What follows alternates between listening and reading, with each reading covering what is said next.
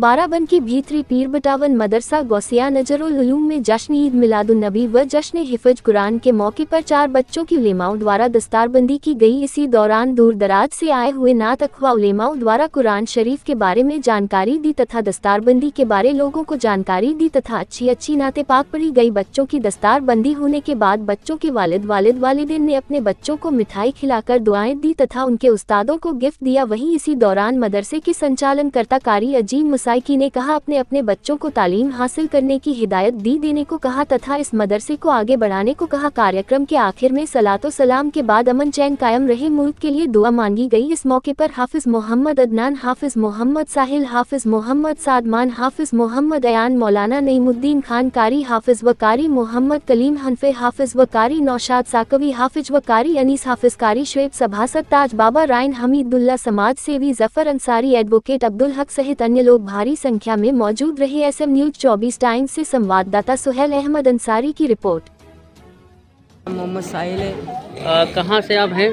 मैं हजाराबाग से हूँ जी। और मेरे उस्ताद मौलाना कलीम साहब, प्रिंसिपल कारी अजीम साहब, उस्ताद कारी अनीस साहब, उन्हीं की मेहनत का नतीजा है जो आज मैं यहाँ पर हूँ। और मेरे माँ बाप और मेरे दादा और दादी और मामू मम्मी का सब यही हौसला और फासला था जो मैं आज यहाँ तक पहुँचा। हाफिज मोहम्मद अयान है। हम यहाँ मोहम्मद अली हमको पढ़ाते थे, हिफ्ज़ हमारा करवाया उन्होंने, उसी के द्वारा हमारे दस्तार हुई है। आगे कुछ उन बच्चों के लिए कहना है कि जो दीनी तालीम नहीं हासिल करें उनके लिए क्या संदेश देना? ये कहना चाह रहे जैसे हमारे हुआ है दस्तार, वैसे भी उन सबकी जल्दी पढ़ के दस्तार हो जाए। मैं कारी मोहम्मद अजीम मशाइख़ बाराबंकी मोहतमिम मदरसा गौसिया नजरुल भीतरी पीर बटावन। ये मदरसा एक घर में तकरीबन 40 साल से चल रहा है। उसमें मैं और हम 2-3 मुदर्रिस पढ़ा रहे हैं, जिसमें हर साल लगभग 2-3-4 बच्चे कुरान हिफ्ज़ करते हैं और ये हाफिज़ होते हैं। वो जो कुरान को बिस्मिल्लाह की बे से लेकर के वन्नास की सीन तक पूरे 30 पारे अपने सीने में हिफ्ज़ करते हैं और यही कुरान रमज़ान शरीफ में ये मस्जिद में तरावीह की शक्ल में सुनाते हैं।